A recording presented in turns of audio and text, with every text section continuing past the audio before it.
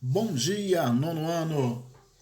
Beleza? Nós vamos à nossa aula de número 5, uma aula super importante, né? Para a gente ficar antenado, entender e compreender. Página 172, capítulo 12, né? O regime militar no Brasil. Época muito difícil, época terrível, né, para o povo brasileiro. No início da década de 1960, a comunidade internacional vivia uma época conturbada. Era o período da Guerra Fria, em que o mundo estava dividido em áreas de influência dos Estados Unidos e da União Soviética. Nesse contexto, as reformas sociais propostas por João Goulart, então presidente do Brasil, foram vistas como uma ameaça de implantação do comunismo no país. Pasmem. Para muitos brasileiros, a ideia de que se tinha do comunismo era divulgada pela propaganda estadunidense. Ou seja, que se tratava de um regime de subversão da moral e dos valores éticos dos cidadãos.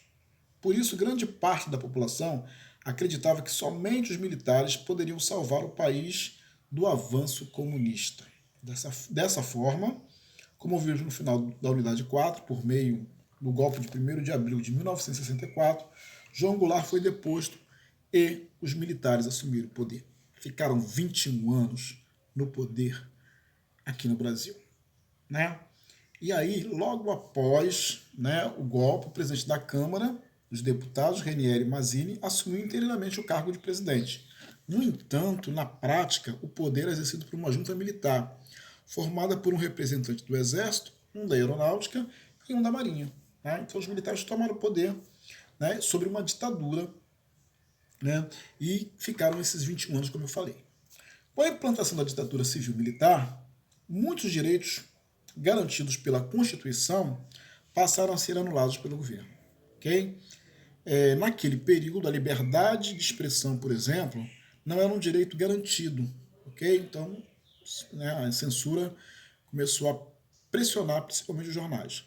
Qualquer manifestação crítica ao governo feita em uma reunião, escola, no trabalho ou em qualquer lugar público poderia ser reprimida pela força policial. Né?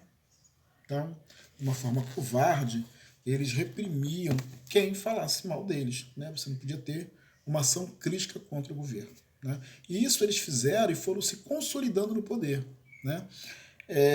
E aí, através dessa consolidação, eles instituíram uma forma de governar por decreto.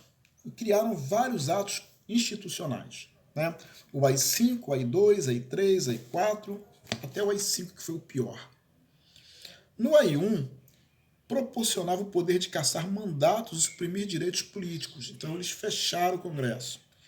No AI-2, extinguiu vários partidos políticos, então não podia ter partido político no Brasil. Né? Estabeleceu-se o bipartidarismo. Só dois partidos, o partido dos militares, que era do governo, e o partido de oposição. Não poderiam ter mais outros partidos. O AI-3 estabeleceu as eleições indiretas para os cargos de governador e vice-governador. Eleições indiretas era o seguinte: quem escolhia eram os deputados, né? Ou os militares, ok? Dependendo da situação, os militares.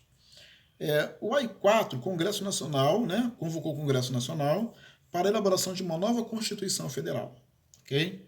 E o AI-5, que foi o pior, suspendeu o direito de habeas corpus, regulamentou a censura prévia nos meios de comunicação e deu plenos poderes ao presidente para cancelar direitos políticos, públicos e privados. Né? Então, assim, o presidente podia tudo. Né? Podia chegar na tua casa, sair entrando, quebrando, mandava os policiais na sua casa, mandava exército. Se você fosse de oposição, você ia sofrer as penas da lei que eles impuseram sobre nós. Né? E fizeram vários mecanismos de controle. Né? Eles tinham um Serviço Nacional de Informação, SNI, que ficava vigiando as pessoas. Né? Inclusive os vizinhos caguetavam, né? Delatavam os próprios vizinhos para ficar bem com o governo. Né? Covardia isso. Caguete é uma situação terrível. Né? Então, essa prática de governos militares foi em toda a América Latina, patrocinada pelos americanos. Né? Os americanos, os estadunidenses, eles queriam dominar a América. com medo de um avanço do comunismo, porque eles pregavam o comunismo como uma coisa ruim, uma coisa perigosa, né? E aí foi terrível, teve uma oposição, né, chamada de Anos de Chumbo no Brasil. Em março de 1967, eles criaram uma Lei de Segurança Nacional, que tinha como objetivo, né, um dos objetivos principais, impedir o suposto avanço do comunismo e reforçar a segurança interna do país para garantir o desenvolvimento nacional. Ok? Bem, e aí com muita censura, né, as pessoas não podiam dar opinião, não podiam se reunir, os jornais eram censurados, as revistas e a televisão, filmes. Tinha uma pessoa que era encarregada para olhar o filme antes, olhar a novela antes, para saber se tinha alguma coisa contra o governo, né? E houve muita repressão contra as pessoas que eram contra isso. E muitas pessoas foram mandadas embora do Brasil, né? Houve exílio. Aquelas pessoas que não foram exiladas foram torturadas e mortas. E os corpos não foram encontrados até hoje. Os militares dizem que foi uma época de ouro, uma época boa, né? Para eles, né? E também pregou-se o milagre econômico, que o Brasil estava crescendo, que o Brasil estava se desenvolvendo, mas na verdade o Brasil estava aumentando a sua dívida externa. Eles estavam pegando dinheiro emprestado para fazer obras faraônicas, como, por exemplo, a ponte Rio-Niterói e a Transamazônica, uma estrada que corta quase toda a Amazônia, né? Diziam que era um milagre do milagre econômico. Só que depois de algum tempo, né, nós brasileiros tivemos que pagar altos impostos para pagar esse milagre econômico feito pelos militares. Ok? Pessoal, até a próxima aula. Fiquem com Deus. Cuidem-se, ok? Deixa eu falar uma coisa para vocês. Estudem. Né? Uma das formas de vencer na vida é estudando. E, principalmente, uma das formas de revolucionar o mundo é estudando. Estudar é um ato revolucionário, né? Que o governo muitas vezes não quer que as pessoas estudem, para que as pessoas não tenham conhecimento, né? E não fiscalize, e não olhe, e não critique as coisas erradas que passam por esse país.